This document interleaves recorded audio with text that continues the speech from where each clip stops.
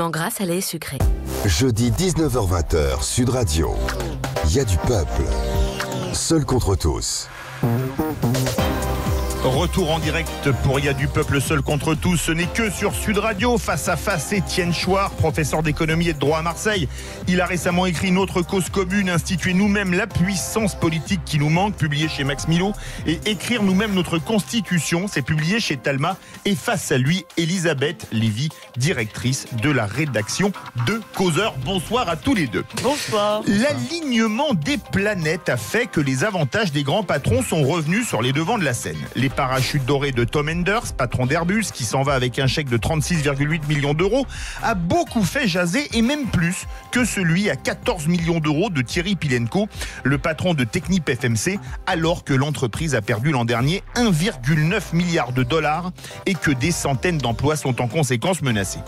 Dans le même temps, Carlos Ghosn pouvait espérer une retraite de 765 000 euros par an, mais le conseil d'administration de Renault, réuni hier afin de statuer sur les conditions financières de son départ, a estimé que l'ancien dirigeant ne remplissait pas les conditions pour être éligible à cette retraite chapeau.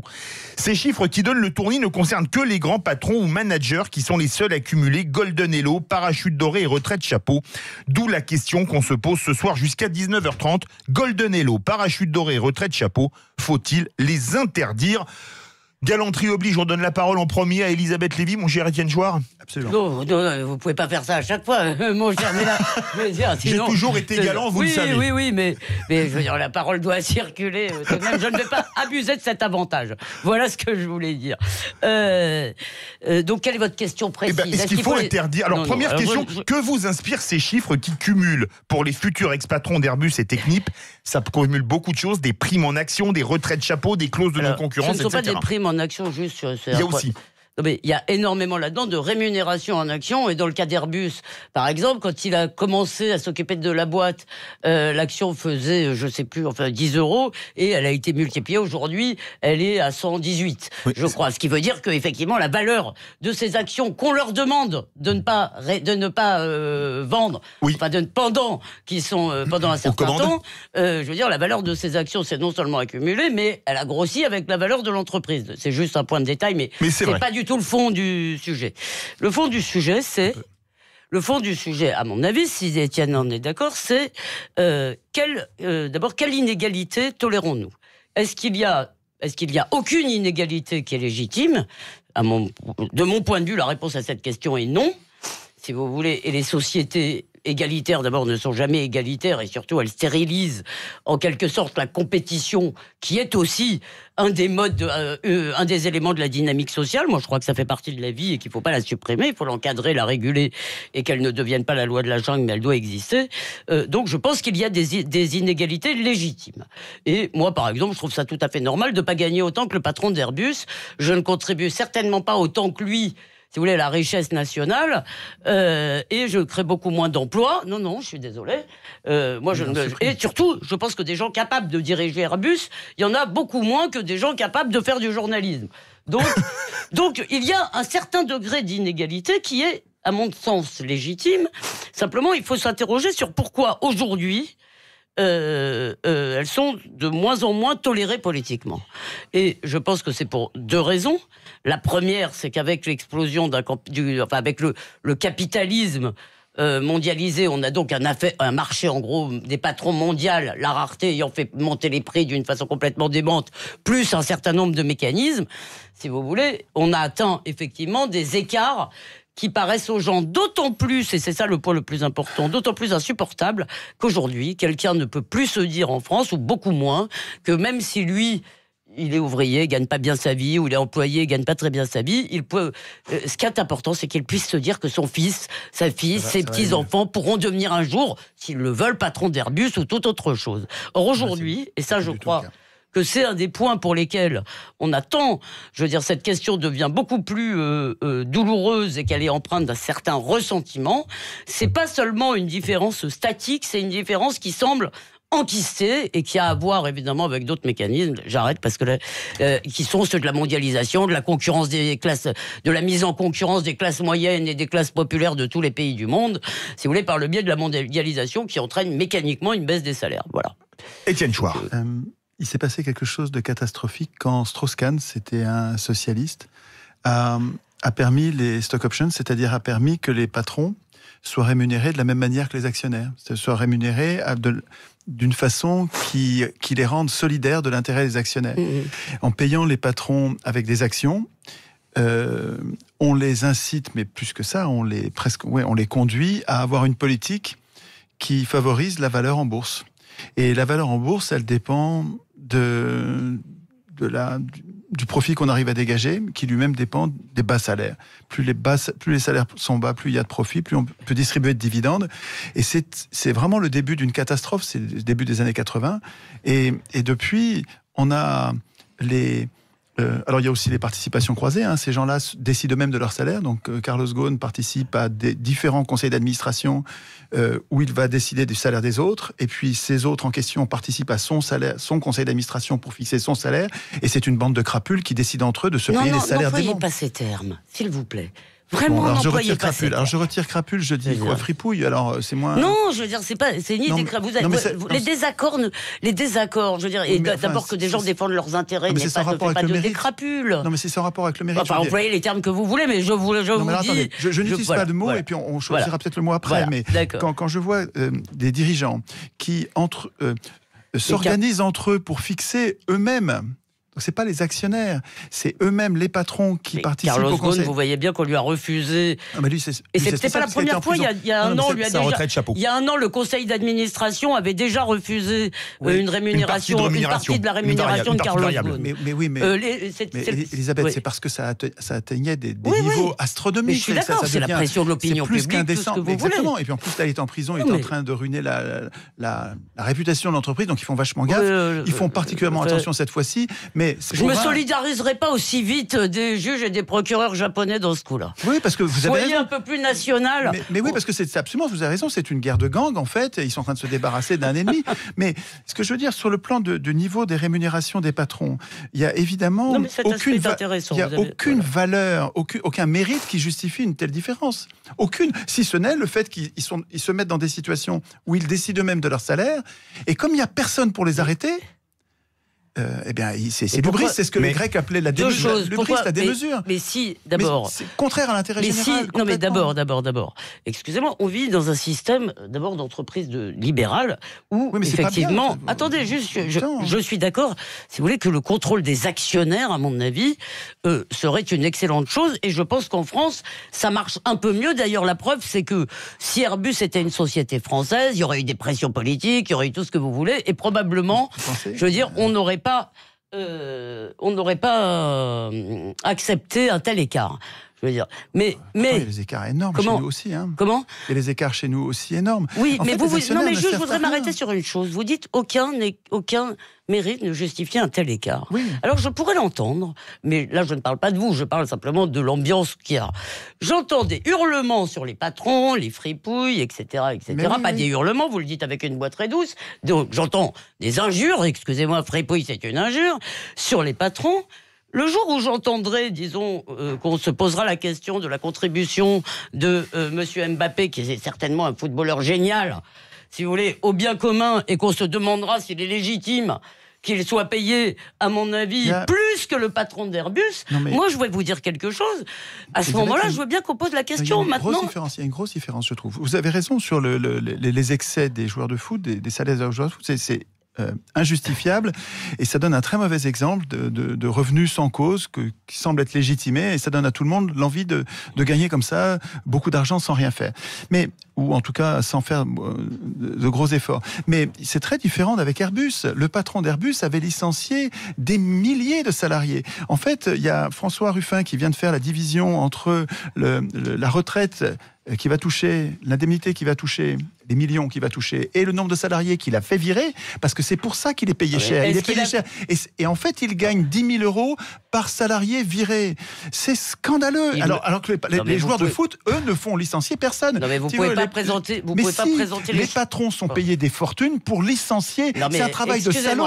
C'est un travail de salaud. Il faut payer cher. Il faut payer cher pour qu'ils acceptent de le faire. Excusez-moi, les mécanismes boursiers qui font qu'à chaque fois, les mécanismes boursiers qu'ils font qu'à chaque fois qu'on licencie effectivement les cours augmentent. Les cours augmentent sont effectivement scandaleux et ils sont liés à un fonctionnement systémique. Maintenant, quand vous me dites que ces gens-là ne contribuent en rien, si vous voulez, Airbus allait franchement très mal, même du point de vue industriel. Alors il a raté l'A380 n'est pas effectivement une grande réussite, mais par ailleurs il a sorti la boîte de la mouise. Moi, ça me choque beaucoup moins, si vous voulez, que ce qui se passe, si vous voulez, avec des gens qui passent de boîte en boîte, qui sont en quelque sorte des mercenaires du capitalisme, qui passent de boîte en boîte, avec des résultats extrêmement déplorables, si vous voulez, qui font et qui pour le coup. Ce que vous voulez dire, c'est qu'il y a pire. Justement, non, c'est pas que je dis qu'il y a pire, c'est que vous oubliez que ces gens-là, quand ils touchent de l'argent, ils payent énormément d'impôts dessus et que ça fait entrer aussi des caisses ça fait entrer de l'argent dans les caisses de l'État. C'est-à-dire que vous ne m'avez toujours pas démontré que si monsieur X, Y ou Z, touchez-moi, ce qui ne me dérangerait pas, je me fiche. Si vous voulez, je suis comme vous, je me demande existentiellement, à un moment, quel est l'intérêt d'une telle accumulation.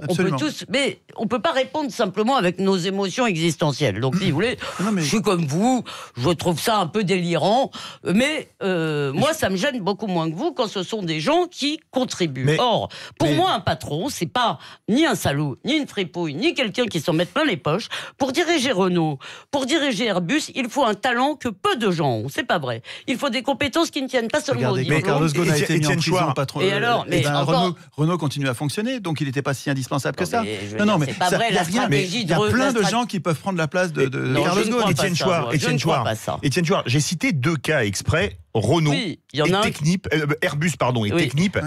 Est-ce que dans ces cas-là, on peut pas faire pas être tout pour ou tout contre, parce que quand on part avec 14 millions d'euros alors que la boîte a perdu 1,9 milliard de dollars, là ça pose problème. Mais si un patron a fait exploser le cours en bourse et créé beaucoup d'emplois et augmenté les salaires, il n'a pas créé d'emplois. Je parle pas d'Airbus, mais un patron qui fait... Mais dans la mondialisation, si vous voulez, dans la mondialisation, c'est extrêmement compliqué de créer des emplois puisque vous avez une forme de course à la rentabilité qui est liée, si vous voulez, à une concurrence mondiale. Maintenant, si vous voulez, d'un point de vue industriel, d'un point de vue social, c'est peut-être très mal de licencier. Si d'un point de vue industriel, si vous voulez, je vais vous dire, si d'un point de vue industriel, vous arrivez à faire fonctionner votre boîte, à faire fabriquer des avions et des bons avions qui se vendent dans le monde entier avec moins de monde, c'est en gros, si vous voulez, la logique de l'économie, la logique de l'entreprise. La logique du libre-échange qui ruine tout le monde petit à petit. La logique, même hors libre-échange, la logique des entreprises,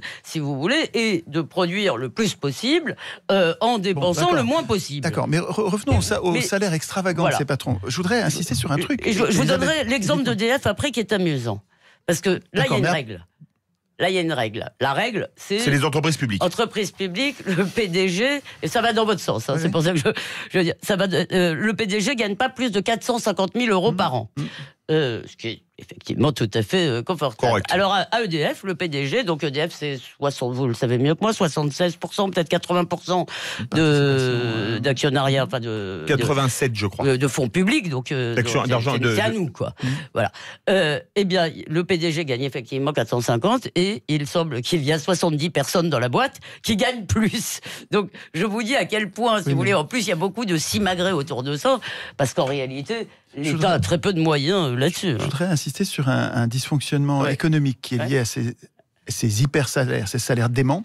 C'est le fait que quand on donne de l'argent à quelqu'un qui est très riche, qui est ultra riche, disons, vraiment, ils ont satisfait déjà tous leurs besoins. Ils ne peuvent pas faire plus de repas, ils ne peuvent pas manger plus raffiné. C'est pas ça qu'ils font avec leur argent, ils investissent dans des boîtes, enfin vous ne pouvez pas dire ça. Mais tout à fait, non mais justement, c'est ça que je vais vous dire, c'est ça que je vais vous expliquer. C'est-à-dire que ces gens-là, l'argent que vous leur donnez, ils ne vont pas le dépenser, ils ont déjà satisfait tous leurs besoins. Il n'est plus question de satisfaire leurs besoins mieux, c'est déjà satisfait au maximum. Donc ces gens-là, l'argent que vous leur donnez, ils ne vont pas le faire circuler. Ils vont le prêter à la société qui devra le leur rendre, et avec un intérêt. Cet argent, pour la société, là, il est foutu. On ne le verra plus jamais. Il est entré dans leur poche, il est comme un élastique, ils vont nous le prêter, il faudra leur rendre, et avec un intérêt, et un intérêt qui est d'autant plus grand que ces sommes sont des sommes colossales. Je vais vous donner un exemple. Attendez, ça fonctionne comme un siphon à pognon, une espèce de pompe aspirante. C'est notre argent et on nous le vole. Non, mais Non, mais c'est ça l'idée. Non, mais notre argent, c'est l'argent de la société. Non, c'est Elisabeth. pas l'argent de la société. Si moi, par exemple, je vous donne l'exemple de quelqu'un qui vient de mourir, qui s'appelle Jean-Louis David. Je crois que je ne sais pas si c'est lui ou pas. Si, il vient de mourir. Non, mais je ne sais pas si c'est à propos de lui que j'ai lu cette histoire. Mais bon, je vous donne l'exemple de n'importe qui crée sa petite boutique et qui en fait un empire. Est-ce que c'est votre argent? Est-ce que c'est l'argent de la société? Non, mais nous vivons dans un monde individualiste. Non, mais c'est vrai. Entendez-moi, je me plaçais à un niveau systémique sur l'ensemble de la société. Une société a besoin d'une masse monétaire pour fonctionner correctement. S'il n'y a pas assez d'argent, il y a du chômage, il y a une inactivité qui est forcée par le manque d'argent. Quand il y a trop d'argent, il y a de l'inflation. Quand il n'y a pas assez d'argent, il y a du chômage. Enfin, quand il n'y a pas de richesse produite, si vous voulez, on ne peut pas créer de la monnaie indépendamment de toute... Oui, tout à fait. Voilà. Il ne faut pas créer de la monnaie indépendamment des richesses. Mais allez-y, continuez, pardon. En partant de ce postulat, de cette observation, nous avons besoin d'une certaine quantité d'argent. Si, dans la société, il y a des pompes aspirantes qui font qu'ils deviennent propriétaires de plus en plus d'argent qu'ils ne dépensent pas, c'est-à-dire qu'ils ne font pas circuler. L'argent est nécessaire. Il faut qu'ils... Oui, mais juste laissez-moi finir la phrase. Si nous avons trop de grosses pompes aspirantes, on se retrouve avec de l'argent qui disparaît littéralement. C'est-à-dire qu'on ne le voit plus sous forme d'argent qui circule. Eh bien, je ne crois pas. Moi, je vais vous donner un exemple. Je vais vous donner des exemples très simples. Si vous voulez, je veux dire, il se trouve que quand j'ai créé Causeur, on n'avait pas un rond. Qu'est-ce qu'on a fait? On est allé voir des entrepreneurs qu'on connaissait et qui voulaient bien investir dans Causeur. Il se trouve que si, je veux dire, un jour on fait de brillants bénéfices, ils reverront leur argent. Je veux dire, je ne suis pas, honnêtement, compte tenu de l'état de la presse écrite, je ne suis pas sûr que ça arrivera. Donc ces gens ont investi dans Causeur, et de mon point de vue, ce serait Causeur, ce serait l'humanité, ce serait ce que vous voulez, ça contribue à animer le débat public, donc c'est plutôt bien. Ils ont perdu leur argent, et c'est comme ça. Moi, ce que je regrette, si vous voulez, c'est que l'argent des Français en général, parce que je veux dire, tout le monde prête. Je veux dire, il y a beaucoup de Français qui épargnent. On est un des pays qui épargne le plus au monde, si vous voulez. Donc, l'argent, et c'est pas seulement les riches qui épargnent. Je voudrais que l'argent, y compris des riches, y compris des Français, si vous voulez, soit orienté, je veux dire, soit fléché fiscalement. Vers les entreprises. Et c'est françaises. Pas du tout le cas quand vous donnez l'argent à des milliardaires. Mais c'est pas vrai. Qu'est-ce qu'ils font de leur argent? Vous l'avez dit vous-même. Ils peuvent pas s'acheter des bateaux à plus savoir qu'en faire. Ils les mettent dans des boîtes. Ils les investissent dans des entreprises. Et quand on investit dans une entreprise, on lui prête de l'argent, effectivement, mais normalement, cette entreprise, elle est capable de produire de la richesse avec ce que vous lui avez prêté. Or, notre problème en France aujourd'hui, et c'est pour ça que je le dis, moi, c'est un crève-cœur pour moi de voir l'industrie française disparaître. Et comme le remarquait Marcel Gauchet dans son excellent texte du dernier débat, si vous voulez, la mirifique politique de l'offre à laquelle moi-même je croyais, d'ailleurs, je vous le dis, n'a donné strictement aucun résultat. Et les entreprises... On les couvre d'or et ça ne sert à rien. On continue à désinvestir. Alors moi, désinvestir. Je suis pour deux choses. Si vous voulez, je pense que c'est un problème de gouvernance des entreprises, c'est-à-dire qu'effectivement, il doit y avoir une connexion claire entre le mérite et la réussite. Vous voulez, ça ne peut pas... je veux dire, ça doit... Voilà, on ne va pas supprimer toute inégalité, mais malgré tout, si les gens ont le sentiment que... Et le mérite pour qui? Pour les actionnaires ou pour les salariés? Alors, non, mais le mérite, ça veut dire pour une entreprise. Parce que pour l'instant, ils sont payés au mérite. 15 buts à une entreprise. Au mérite entreprise. Pour les actionnaires. Une entreprise, vous ne pouvez pas lui donner 15 buts. Son but, en gros, c'est de faire du profit. Voilà, c'est de produire des choses et de faire du profit. C'est pas à l'entreprise de mener la politique sociale de la France. La politique sociale, elle doit ponctionner les entreprises, ponctionner les profits. Pour la redistribution. Pour redistribuer. Non, ça vous choque, ça? Oui. Non, mais je suis d'accord avec l'idée qu'il faut qu'il y ait une motivation à travailler, mais faire reposer l'investissement sur le bon vouloir des actionnaires qu'on aura couvert d'or, c'est une folie, ça ne fonctionne pas. Les gens à qui vous donnez tant d'argent, ils n'investissent pas. La France est en situation de sous-investissement chronique. Il faudrait trouver d'autres façons d'investir.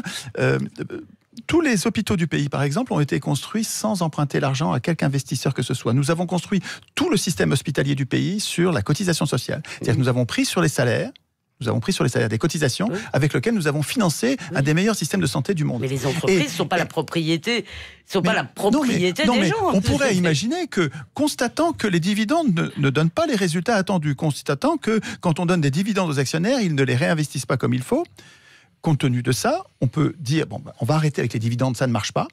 Et au lieu de distribuer les dividendes, les entreprises devront cotiser à des caisses d'investissement. Et quand les entreprises devront investir, elles vont faire comme avec les caisses, elles vont présenter comme elles font avec une banque, elles vont demander de l'argent à ces caisses et obtenir bien plus d'investissements qu'avec les actionnaires. Une phrase. Non, mais on pourrait socialiser l'investissement. Il faut travailler sur le travail de Friot. Bernard Friot. Moi, ce que je retiens, en tous les cas, ce que j'apprends, et je pense que vous avez raison, probablement la rémunération en action a introduit un effet pervers. Simplement, moi, je suis pour continuer à vivre dans une société libérale. Voilà. Même si des gens gagnent trop d'argent. Verdict du premier débat, vous êtes 85% d'accord. Il faut interdire les golden hello, les parachutes dorés et les retraites chapeaux. Dans quelques instants, le second débat. Comment voulons-nous désigner nos représentants? Restez bien avec nous sur Sud Radio. Bon, j'arrive. Jeudi 19h-20h, Sud Radio. Il y a du peuple. Seul contre tous. Retour pour la 4e émission de Y a du peuple, seul contre tous, en compagnie d'Étienne Chouard, professeur d'économie et de droit à Marseille. Il a récemment écrit Notre cause commune, instituer nous-mêmes la puissance politique qui nous manque. C'est publié chez Max Milo, et Écrire nous-mêmes la Constitution, c'est publié chez Talma. Et face à lui, Elisabeth Lévy, directrice de la rédaction de Causeur. La semaine dernière, nous avions parlé, en compagnie de Régis de Castelnau, des élus sous l'angle de la réalisation de leur mandat. Ce soir, on va parler d'eux, mais sous un angle différent, puisqu'on va parler de la manière de les désigner. Le suffrage universel est évidemment le mode d'élection des représentants en France. Un suffrage universel qui crée de grosses différences entre les représentants du pays et les réalités électorales ou sociologiques. En effet, le RN ou LFI sont représentés par une poignée de députés à l'Assemblée nationale, tandis qu'on compte sur les doigts d'une main les parlementaires qui ont été ouvriers ou employés. Comment voulons-nous désigner nos représentants? C'est notre second débat ce soir jusqu'à 20h dans Il y a du peuple, le seul contre tous. Elisabeth Lévy a tiré la première pour le premier débat. Étienne Chouard va tirer le premier pour le second.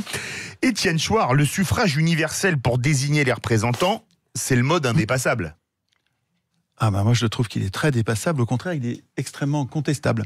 Le suffrage, ça veut dire que nous exprimons une volonté. Nous opinons. Nous donnons une opinion. Donc c'est très général, et ce mot peut recouvrir des réalités très différentes.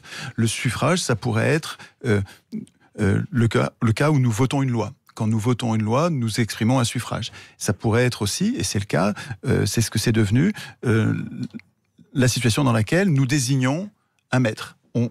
On exprime un suffrage, on dit c'est lui que je veux pour décider tout à ma place.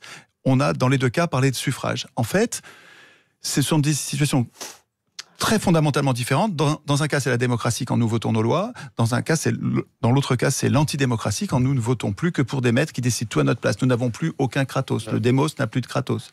Et si vous voulez, dans la question... À part dans les dictatures, excusez-moi, mais ça n'arrive jamais. Qu'est-ce qui n'arrive jamais? Le fait que les citoyens votent pour un maître et qu'il décide tout à notre place. Notre mais problème, c'est quand j'ai élu Macron, c'est ça il décide de tout, Macron? Vous avez le sentiment vraiment que Macron décide de tout? Eh bien, écoutez, moi j'aimerais qu'il décide d'un peu plus de choses, même si je ne suis pas d'accord avec ses idées, j'aimerais au moins qu'il puisse avoir... Moi, ce que je vous l'ai dit, ce que je reproche aux politiques, c'est toujours d'avoir pas assez de pouvoir. Vous ne pouvez pas dire que les élus décident rien. Ce sont les élus qui ont bradé leur souveraineté à l'Union européenne et qui fait que maintenant, ce sont des techniciens de l'Union européenne qui décident à notre place. Mais à chaque fois, ce sont des élus qui prennent ces décisions. Ce que je dis, c'est que ce ne sont jamais les citoyens. Depuis que CIS a décidé... des CIS en France, Madison aux États-Unis, depuis qu'ils ont décidé que le peuple ne pouvait parler, ne pouvait agir que par ses représentants, donc ne pouvait pas voter les lois, ces gens-là ont décidé au XVIIIe siècle que la France ne serait pas une démocratie, la France ne saurait l'être, disait CIS. Vous invoqueriez volontiers Rousseau, qui aurait donc décidé, lui également, au XVIIIe siècle, si vous voulez, que la France serait une autre... Non, je veux dire, l'argument du XVIIIe siècle n'est pas un argument. Non, mais c'est pas Rousseau qui a mis en place le gouvernement représentatif. Non, mais si on était dans un système rousseauiste, vous invoqueriez Rousseau, et d'ailleurs en disant c'est formidable, la représentation, je ne sais plus quel est le terme de Rousseau, mais vous le connaissez par cœur. Vous voulez dire la phrase dans laquelle il parle des représentants, là, quand il dit qu'on est... Il dit que les représentants, qu'on est plus libre à partir du moment où on a des représentants, on est plus libre. Voilà ce que dit Rousseau, en quelque sorte. Hein. Donc, mais donc c'est le contraire. Donc c'est le contraire. Voilà. Ce que je veux dire, c'est que le fait que ce soit au XVIIIe siècle, ne rend pas les non, choses. mais je parlais simplement du 18e oui. pour montrer que depuis le début, le régime dans lequel nous vivons a été vécu comme une antidémocratie, un système dans lequel le peuple est tenu à l'écart des décisions et pas intégré comme il devrait l'être dans une démocratie. Alors. Et donc le mot suffrage universel est trompeur parce que il nous laisse croire que c'est nous qui décidons, alors qu'à l'évidence nous ne décidons de rien. Alors, Elisabeth, sur le plan de la méthode, ce sur quoi je voudrais insister, c'est je vais vous répondre à ce que vous dites. Oui, tout à fait. C'est juste une demi-phrase. C'est pour vous dire, je ne tiens je ne tiens pas du tout à vous imposer quoi que ce soit. Je suis en train de chercher. Moi, je suis sur un chantier et je sais que je me trompe à certains endroits. Je ne sais pas encore où et je cherche à savoir où je me trompe. Donc, je suis friand de vos contradictions, de vos arguments contre. Pour voir à quel endroit. D'abord, quand je dis élire, c'est renoncer à voter. Élire, quand je mets le nom de quelqu'un dans une urne, je renonce à voter. C'est tout à fait ce que je veux, moi. D'accord, mais ce que vous voulez, Elisabeth, est-ce que c'est normal que vous me l'imposiez ? Non, je peux donner moi aussi mon opinion pour savoir, parce que nous ne sommes pas tous du même avis là-dessus. Bien sûr. Et quand je dis dans le titre... Ça s'appelle le débat. Voilà, quand je dis dans le titre, j'aurais pu dire, comment faut-il désigner les représentants ? Mais j'ai pas dit ça, j'ai dit, comment voulons-nous désigner nos représentants ? C'est-à-dire qu'à mon avis, c'est à nous de décider ça. C'est au peuple de décider lui-même s'il veut élire, tirer au sort ou un mélange des deux. Qu'est-ce que vous dites de ça ? Est-ce que vous pensez que cette question, comment on désigne nos représentants, est-ce qu'on a besoin de représentants, comment on les désigne, à votre avis, est-ce que ça doit être les élus qui décident ça ou est-ce que ça doit être les citoyens ? Écoutez, je vais essayer d'être plus concrète en tous les cas. C'est-à-dire que dans notre pays, quand on adopte aujourd'hui, vous pensez bien que si on adoptait une nouvelle constitution, elle devrait forcément, nécessairement être ratifiée par référendum et j'y suis favorable. Et ça suffit pas du tout. Non mais attendez, alors là je vous réponds maintenant. Je vais essayer de vous dire pourquoi moi, je pense, et quand je dis moi, c'est pas... Attendez, vous pouvez pas commencer à me contredire avant que j'ai parlé. Ça ne va pas. Mais sauf si c'est juste pour un mot, pour vous dire... Oui, allez-y, alors dites votre mot, mais il faut que j'aille au bout d'une phrase. Il ne suffit pas qu'on le vote, il faudrait qu'on l'écrive. Il suffit que j'aille au bout d'une phrase. Il faut que j'aille au bout d'une phrase, sinon j'y arrive pas. D'accord. Je suis désolé. Moi, je vais vous dire pourquoi je suis vraiment, une lectrice, une admiratrice de Sieyès, même si j'avoue, j'ai pas lu toute son œuvre, mais enfin... des principes qu'il a défendus et pourquoi je suis très favorable à la démocratie représentative. D'abord, avant de vous répondre sur le principe, je vais vous donner un exemple de démocratie représentative qui marche très bien. Je veux dire, et vous allez trouver ça paradoxal. Le peuple britannique a voté le Brexit. Je veux dire, ça c'est un vote. Par référendum. C'est pas une élection. Par référendum. Référendum, donc c'est un vote. Depuis. Si vous voulez, on voit bien en plus que c'est une pagaille, je veux dire. Mais il n'empêche, la scène se passe au Parlement. Et personne, en Grande-Bretagne, il y a une manif, d'accord, mais il n'y a pas de gilet jaune qui conteste, si vous voulez, la légitimité du gouvernement parce qu'ils se sentent représentés. Le débat est malgré tout, le débat dans ce qu'il a de foutoir, de pagaille, de tout ce que vous voulez, il est malgré tout représenté au Parlement, ce qui fait que les gens ne protestent pas de cette façon comme ils le font en France. Pour moi, le problème n'est pas la démocratie représentative en tant que telle, et parce que tout simplement, je crois que tout le monde n'a pas envie d'être aux manettes.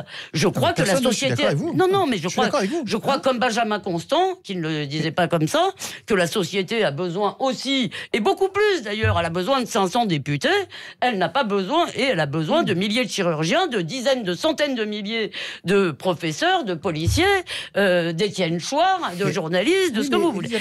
Donc, je suis d'accord avec vous. C'est pas ça le désaccord. Le désaccord, je suis d'accord avec vous. Attendez, j'ai pas terminé juste sur vous m'avez expliqué comment vous vouliez le faire. Donc je vous dis juste, pour moi, il faut élire effectivement des représentants à qui nous déléguons. Moi, je veux une délégation. Le gouvernement par commission, disait Sieyès. Qui va décider ça ? Simplement. Qui va décider le degré de délégation ? C'est vous, Elisabeth, ou bien c'est nous tous qui allons écrire et réfléchir aux règles ? Je ne crois pas au fait d'écrire et de réfléchir à 50 millions. Je n'y crois pas. Quand même. Attendez, si on met en place un système dans lequel je vais être représenté et mon représentant va tout décider à ma place, je veux avoir mon mot à dire. Or, le texte... à votre place. Ah si, le texte... Il ne décide pas tout à votre place. Comment Il est en permanence enquiquiné par les médias, par les réseaux sociaux. Pas du tout. Est-ce que vous avez vraiment l'impression que les gouvernements sont aujourd'hui imperméables aux opinions ? Complètement imperméables. Ils nous tirent dessus à tir tendu. Regardez le bouquin bouquin de Juan Branco là-dessus. Mais regardez le bouquin de Juan Branco. Arrêtez d'employer un langage comme si on était dans une dictature terrible. Mais c'est en train de devenir. On vous a tiré dessus à tir tendu.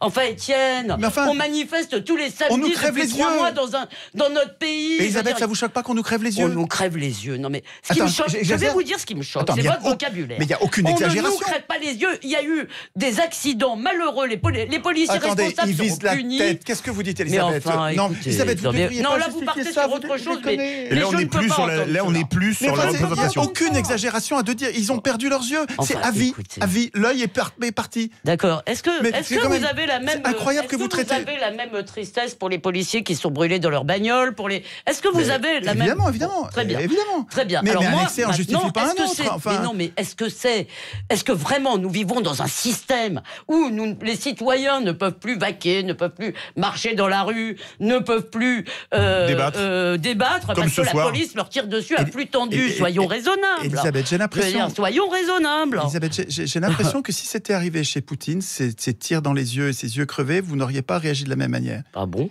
J'ai l'impression, mais je me trompe peut-être. J'ai l'impression qu'il lu sous ma plume quoi. Je suis pas du tout obsédé par Poutine. Alors, je veux dire, et Poutine d'ailleurs avec ses défauts, je veux dire, on peut dire qu'il, je veux dire, et d'ailleurs ça me permet de vous répondre. On peut dire que Poutine ou les Russes ont l'air de trouver, ou une partie des Russes a l'air de trouver qu'il défend les intérêts de la Russie, avec des excès comme vous dites, etc. Notre problème aujourd'hui, c'est que le système politique tel qu'il se fait, là je vous l'accorde, ne permet plus de produire de l'intérêt général. Il ne permet plus de produire de la légitimité. Or pour moi, cela ne vient pas du fait que les politiques sont des pourris, que ça veut dire... Je vais vous dire pourquoi nous sommes pas mal représentés, mais nous ne sommes... tout simplement parce que le système majoritaire, je veux dire, rend impossible le but, la réalisation du but de la politique, si vous voulez, qui est, comme l'a dit très bien Régis de Castelnau la semaine dernière, qui est l'arbitrage des conflits, qui est la civilisation. La politique, c'est la guerre par d'autres moyens, en quelque sorte. Oui, tout à fait, la mise en scène des conflits. La mise en scène des conflits. Et avec les régimes... le Parlement peut être un excellent théâtre de cette mise en scène, s'il est représentatif. Voilà. Or, comme il ne l'est pas, et il me semble que les règles de désignation des acteurs, de contrôle des acteurs, Elisabeth, et de punition des acteurs quand on n'est pas content, c'est le peuple qui devrait être l'employeur des représentants. Écoutez, quand on fait une constitution, ce texte-là produit des représentants. Ça, c'est la constitution de 58. D'accord. Donc, c'est ma prison politique. C'est là-dedans, c'est dans ce texte que je suis tenu à l'écart, que je ne voterai jamais aucune loi. C'est dans ce texte-là qui a été écrit par des morts. Ils sont tous morts, ceux qui ont écrit ça. Et ceux qui l'ont voté sont tous morts ou pratiquement. Enfin, qu'ils soient morts, excusez-moi. Il y a des livres magnifiques qui ont été écrits par des morts, ça n'en fait pas des... mais là, c'est un contrat, et c'est un contrat qui m'engage, soi-disant, alors que je ne l'ai pas écrit, j'ai pas réfléchi, j'ai même jamais voté. Donc, je trouve qu'il est, sur le plan de la philosophie politique, il est illégitime au sens où... D'ailleurs, De Gaulle lui-même disait que tous les 20 ans, il fallait revoir la Constitution, et Condorcet aussi. Enfin, tous les penseurs politiques pensent que... Par exemple, le pouvoir de Gaulle, qui était quand même, malgré tout, effectivement, beaucoup moins contrôlé par les médias, beaucoup moins contrôlé par les réseaux sociaux, si vous voulez, qui étaient plus solitaires en quelque sorte, parce que nous ne vivions pas du tout dans le même monde. Si vous voulez, moi, je pense qu'il était considéré malgré tout cela par la majorité des Français, ou par une grande partie des Français, en tous les cas, progressivement. Oui, disons pendant une partie, comme légitime. La question de la légitimité, là, je vous l'accorde qu'elle est très importante. Oui, mais le Parlement sous De Gaulle était déjà considéré comme une bande de godillots. Vous savez, c'est comme ça qu'on les appelait. C'est pas moi qui les appelais. Mais on les appelait des godillots parce que quand le président vient d'être élu, et c'est lui qui c'est un chef de parti qui vient d'être élu, et donc c'est lui qui donne les investitures des parlementaires, et c'est lui qui décide de la carrière des gens qui vont ensuite dépendre pour leur carrière, pour le renouvellement. Il va à nouveau y avoir un problème d'investiture, et donc les parlementaires dépendent par les institutions du bon vouloir du président. Surtout avec le quinquennat d'ailleurs. Alors vous avez parfaitement raison, ça a été aggravé, mais ô combien. Mais ça s'est fait par référendum. Comment expliquez-vous, Elisabeth Lévy, le quinquennat s'est fait par référendum. Bien sûr, non mais bon. Mais comment expliquez-vous, cher Étienne, que les gens, il y a 23% de gens qui ont voté Macron au premier tour, je ne me trompe pas. 23%. Quel pourcentage a voté la REM aux législatives? 24 et des inscrits. Pourquoi avons-nous donné Pourquoi 23% qui étaient majoritaires, donc c'est une minorité, un président qui d'ailleurs son problème dans la Ve République, c'est qu'il est par définition minoritaire en fait. Mais exactement. Pourquoi oui, absolument. Déjà, je vous fais pas dire. Pourquoi avons-nous voté, donné une majorité à Emmanuel Macron? Mais parce que c'est logique. C'est la même mécanique intellectuelle qui amène chaque chambre législative à être comme donné par le peuple au président qui vient d'être élu, parce que on sent bien que ça va, si on lui complique la vie d'emblée, ça va pas être bon pour la société. Donc oui. On leur a pas mis de revolver sur la tempe, on leur a pas tiré dessus pour leur faire voter la REM. Elisabeth, vous voyez bien la malhonnêteté du truc quand même, parce que vous voyez bien que Macron a été élu par défaut parce qu'il y avait en face Le Pen et que les gens n'ont pas du tout élu Macron. Pas la malhonnêteté. Mais si, c'est malhonnête comme système. Alors le système n'est pas malhonnête, ça met il est à notre problématique. tête. Ça met à notre tête un gars que nous ne voulons pas. Mon problème avec vous, pas avec vous personnellement. Mon problème, c'est que dès qu'on parle de politique, vous employez des termes moraux. Et alors, c'est que je parle... Ah pardon. Oh là là. Et alors, vous employez des termes moraux. Mais pourquoi pas? Pourquoi est-ce que je n'utiliserai pas des termes moraux? Vous avez le droit de le faire et j'ai le droit de le contester. Parce qu'à mon avis, ça empêche de penser la politique, d'être tout le temps. Si vous voulez, Montesquieu disait que même en matière de vertu, il faut de la modération. Et trop, si vous voulez, de réflexion autour de est-ce qu'ils sont bons, est-ce qu'ils ne sont pas bons, c'est le système qui nous importe. Là, oui, tout à fait. Moi, je ne raisonne pas en termes de personnes, je raisonne en termes d'institutions. Qu'est-ce qui ne vous va pas dans un système parlementaire, disons, qui serait plus classique? Parce qu'il est hors contrôle. Où le gouvernement serait, disons, celui qui est élu, l'exécutif serait le fruit forcément d'une discussion, si vous voulez, d'une négociation, ce qui fait qu'il ne représenterait pas simplement les intérêts de ses mandants, si vous voulez. Qu'est-ce qui vous pose problème là-dedans? Ce dont j'ai besoin, c'est d'un système, et on peut réfléchir à ce système ensemble, ça m'intéresse, mais j'ai besoin d'un système dans lequel les peuples puissent décider eux-mêmes de leur destin quand ils trouvent que c'est important. Quand nous estimons que telle décision, je peux prendre un exemple si vous voulez. Prenez l'exemple de 2005, c'est un excellent exemple. L'exemple de 2005, le traité constitutionnel européen. Il faut rappeler pour les jeunes gens ce qui s'est passé. En 2005, nous avons décidé par référendum de refuser la Constitution européenne. Et 3 ans plus tard, le président de la République, notre soi-disant représentant, a réuni le Parlement en congrès, et en 2008, le 4 février 2008, c'est vraiment la haute trahison. Il faut se souvenir de cette date, c'est une date anniversaire. Le terme de haute mais c'est une trahison absolue. Je pense que c'est une très grave faute politique. Mais pourquoi vous dites mais ça, c'est pas assez grave comme mot, parce que c'est du viol. Excusez-moi, vous employez les mots que vous voulez, et moi j'emploie les mots que je veux. Mais oui, mais c'est pas assez grave, Elisabeth, c'est pas assez grave pour vous. Parce que c'est violent. C'est assez grave pour moi. Si vous voulez, excusez-moi, je ne veux pas me... je veux bien entendre vos mots, mais il faut que vous acceptiez les miens. D'accord, mais comprenez pourquoi j'utilise des mots importants. Je trouve que c'est une grave faute politique. Eh bien, je voudrais des institutions dans lesquelles le peuple, mécontent du traitement que leur réservent leurs représentants, le peuple puisse reprendre la main et décider lui-même, pas sur tous les sujets. Personne ne veut décider, moi non plus, personne ne veut décider sur tout. On ne veut pas devenir législateur. Mais ce qu'on voudrait, c'est pouvoir contredire nos représentants quand nous ne sommes pas d'accord avec eux sur un sujet que nous considérons comme important. Le RIC sert à ça. Le référendum d'initiative populaire sert à décider. Référendum, ça veut dire que nous décidons, nous n'élisons pas, on exerce la souveraineté, et sur des sujets que nous choisissons, nous. Elisabeth, je réfléchis, c'est mon air dubitatif, c'est que tout à fait. À cette question par rapport à l'exemple de 2005, qui est intéressant. Qui nous permettrait, parce qu'en 2008, voyant la trahison... Là, il s'est passé quelque chose, si vous voulez, où la volonté des électeurs était exprimée effectivement très clairement. Elisabeth Lévy, est-ce que ça n'a pas créé le traité de Lisbonne en 2008, suite au vote populaire, une cassure dans l'opinion publique française avec les politiques? Je crois que vous avez raison, et Étienne a raison là-dessus. Je crois que ça a été quelque chose de très grave. Maintenant, je crois que c'était très grave, même si Nicolas Sarkozy a un bon argument qu'on ne peut pas complètement jeter à la poubelle quand il dit que pendant sa campagne, il avait dit très clairement qu'il le ferait. Mais vous voyez bien que l'élection est lamentable, quoi. Il avait dit un traité simplifié. Bon. Et c'est pas vrai qu'il est simplifié. On a fait un tableau à 2 colonnes. Tous les mots du TCE sont dans le traité de Lisbonne. D'accord. Donc, si vous voulez, nous sommes d'accord sur la question de 2005. Moi, ce que je cherche... Mais il y a plein de cas, il y en a 100 comme ça, des cas, des trahisons absolues. Ce que je cherche à éviter, si vous voulez, c'est ce que Marcel Gauchet toujours appelait l'anti-pouvoir. Alors lui, en fait, il parlait de ça à propos des médias. C'est-à-dire quelque chose qui rend le pouvoir ineffectif. Pourquoi ? Je ne dis pas qu'il ne faut pas de contrôle. Je pense qu'il faut des contrôles. D'ailleurs, il en existe. Je vous rappelle que l'Assemblée nationale est supposée contrôler... Ils sont factices. Le Conseil constitutionnel, que vous n'aimez pas du tout, vient de censurer la loi que vous n'aimez pas du tout non plus. Il n'est pas que anti-casseur.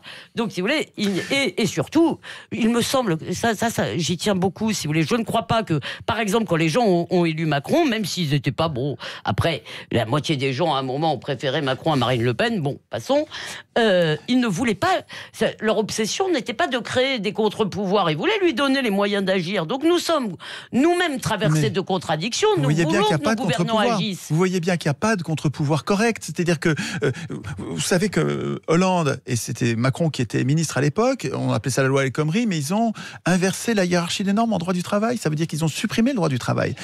Les conventions collectives et les conventions individuelles maintenant peuvent être dégradées peuvent dégrader la situation des salariés par rapport à la loi. Elisabeth, ça veut dire qu'il n'y a plus de loi. Mais c'est gravissime et on ne peut pas se mettre... Non mais si j'accepte pas de dire que c'est gravissime, vous allez encore vouloir... supprimer le droit du travail, Elisabeth. On ne veut pas supprimer le droit du travail. Excusez-moi, je suis chef d'entreprise. Si vous me dites que le droit du travail est supprimé, là vraiment, ça va me faire marrer. Ça va me faire marrer. Mais non, quand on inverse le droit du travail n'est pas supprimé dans ce pays. Ça, c'est une fake vous news. allez le voir disparaître progressivement, puisque les conventions collectives et les conventions individuelles vont pouvoir dégrader la situation... Par rapport à la loi, ça veut dire qu'il n'y a plus de loi. Les entreprises, c'est toujours l'ennemi, si vous voulez. Mais parce qu'il y a un lutte de classe, quoi. Il y a un conflit de classe entre les employeurs.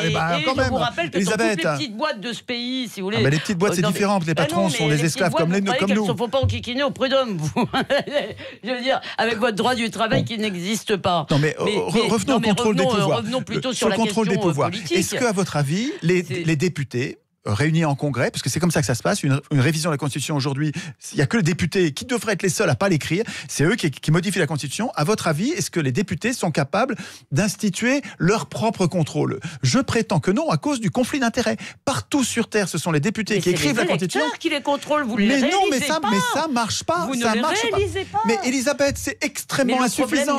Elisabeth, vous pouviez nous dire ça quand on était inculte politique. Le niveau monte. Nous ne sommes... Le niveau monte. Mais oui, le niveau monte en politique. Nous n'acceptons plus le simple risque de ne pas être réélu comme menace sur le pouvoir. Il faut que les pouvoirs aient plus peur que ça. Excusez-moi, alors d'abord, des citoyens. Cette idée que le pouvoir doit avoir mais peur. Oui, les pouvoirs doivent avoir quelque chose à craindre, Elisabeth. C'est fondamental, ça. Dans toutes les sociétés humaines. Non, mais franchement, on a entre les juges qui sont en embuscade partout et qui veulent se payer des politiques toute la journée, les médias, si vous voulez, qui ne cessent de les insulter, vous voyez bien qu'aujourd'hui, vous croyez vraiment qu'aujourd'hui, on arrive à attirer les meilleurs vers la politique. Or, moi, contrairement à vous, parce que ça, c'est un autre...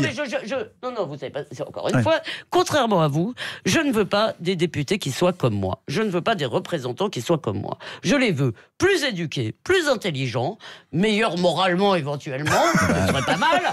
L'élection ne donne pas ce résultat. Je veux choisir les meilleurs. Je ne veux pas qu'ils me ressemblent. Je ne veux pas de femmes. Je ne veux pas être représenté ni par des femmes, ni par des juifs, ni par, en ce qui me concerne, par des petites. Voilà. Je comprends ça. Moi, c'est pareil.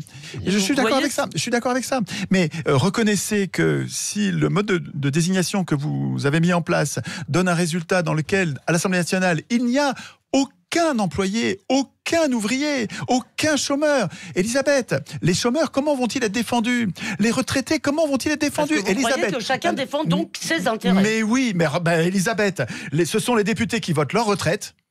Et ils ont une retraite en or, je peux vous dire. Ils cotisent x3, x6 même. Exciter les ressentiments. Mais c'est pas les ressentiments. Ces gens-là détruisent la retraite des autres. Mais ils détruisent pas la retraite des autres. Vous voyez bien que si on vit plus longtemps, il faut bien trouver une solution. On vit plus longtemps. Si on travaille pas plus longtemps, il y a un petit problème. Mais pas du tout. Nous avons nos retraites. Mais pas du tout. Nous avons décuplé la productivité. Nous avons, Elisabeth, dans l'intervalle, nous avons décuplé. On n'a pas du tout de problème de financement des retraites. Présenter les députés comme des. Ils sont peut-être incompétents.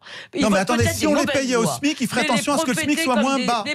Non, je ne veux pas qu'on les paye au SMIC. Mais si on les payait au SMIC, ils feraient attention à ce que le SMIC soit moins bas. Je ne veux pas qu'on paye les députés au SMIC. Elisabeth, je ne comprends pas pourquoi vous ne voulez pas. Parce que je veux des gens, effectivement, qui aient fait de brillantes études. Ça ne veut pas dire que regardez le résultat, ils nous maltraitent au possible, ils détruisent la sécu. Ça me permet de vous répondre à ça, parce que j'en ai assez de ce mouvement des Gilets jaunes sur un point. Et là, je le dis avec affection. Ne vous laissez pas avoir, si vous voulez, par l'anti-intellectualisme. Le fait que des diplômés se soient... Non, je parle au-delà de vous, je parle à vos lecteurs. Le fait que des diplômés aient failli, si vous voulez, ne justifie pas cette haine du diplôme qu'on a aujourd'hui. Mais c'est pas la haine du diplôme qu'on a du tout. Mais personne n'a la haine du diplôme. Les révolutionnaires de 89 voulaient élever le peuple par l'éducation. Oui. Eh bien oui, je veux dire, les députés doivent être des gens éduqués. Mais exactement. Voilà, mais oui, brillants. mais pourquoi est-ce que... Mais ce que je veux dire, c'est que... Elisabeth Lévy, Étienne Chouard, très court, si vous voulez présenter vos livres, il va falloir faire très court, Étienne Déjà, Chouard. non, c'est pas possible. Si les députés étaient payés comme les gens qu'ils représentent, ils les traiteraient mieux. Ils feraient attention à ce que le SMIC soit moins bas. Alors que là, les gens n'arrivent pas à nourrir leurs enfants. C'est pour ça qu'ils sont dans la rue. Elisabeth, les gens sont dans la rue parce qu'ils n'arrivent pas à nourrir leurs enfants. J'ai pas contesté ça. Je conteste le fait qu'on parle des députés comme de profiteurs. Mais oui, mais c'est le cas. C'est le cas. Ils vivent dans un luxe inouï par rapport aux Gilets jaunes. Arrêtez avec mais le luxe un inouï. luxe inouï. Ça n'est pas mais bien. regardez la cantine du Sénat, c'est scandaleux par rapport aux Gilets jaunes. Comment vous osez dire ça? Mais comment? Mais ils crèvent Parce que de ça n'est faim. pas bien d'exciter les ressentiments des gens. En leur faisant croire que s'ils sont dans la mouise, c'est parce qu'à la cantine du Sénat, on mange bien. Mais la France est un grand pays. Excusez-moi, nous recevons des gens au Sénat.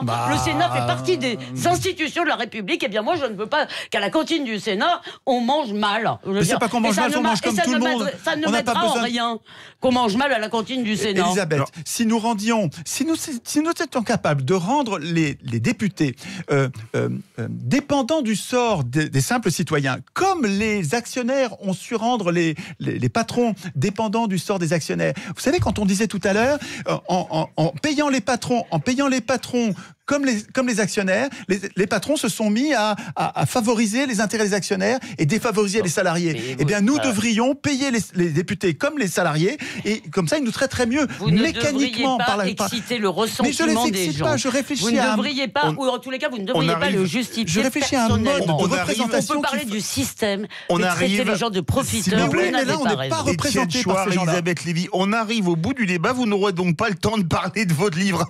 C'était les titres. Étienne Chouard, ce sera pour la prochaine fois. Écoutez, le livre de Juan Branco, 10 secondes. Crépuscule, mais il faut voir. Si vous ne pouvez pas lire, il faut au moins que vous voyez ses conférences. Ce gars-là explique comment a été porté Macron au pouvoir. C'est scandaleux, ça n'a rien à voir avec l'intérêt général. Il y a une poignée de 3-4 personnes qui, en jouant d'influence, nous ont grugé. Ils ont grugé la société. On arrive Ce au livre-là, bout. il est beaucoup. central. Merci beaucoup. Le programme, si vous restez sur Sud Radio, RTL ou sur tablette, ce sera le Loft Music d'Yvan Cujous qui reçoit Bonnie Tyler, et tout de suite en Facebook Live, on continue le débat et c'est Didier Maisto qui passe à l'animation. Restez bien avec nous sur Sud Radio.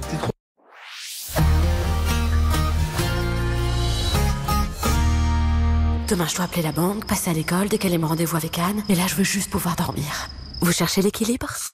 Rescue, mélange unique de fleurs de bac, vous aide à lâcher prise pour renouer avec des nuits sereines. Rescue, numéro 1 de la sérénité en France. En pharmacie et parapharmacie. Ces produits sont des compléments alimentaires, ils ne doivent pas remplacer une alimentation équilibrée, variée et un mode de vie sain. Ce produit contient de l'alcool à tenir hors de la portée des jeunes enfants. Pour votre santé, bougez plus. Sud Radio.